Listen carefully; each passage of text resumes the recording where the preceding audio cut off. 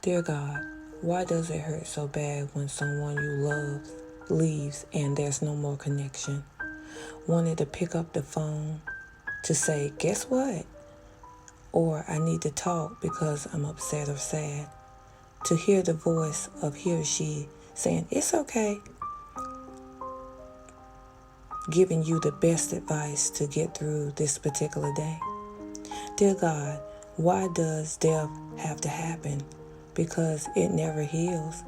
It becomes a hollow place in your life, and even your heart wants to be filled. I know this is something that I have to participate in one day, but to know how my family and friends will feel, because I feel it every day.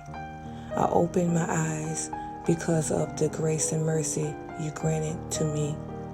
But God, why does it have to happen?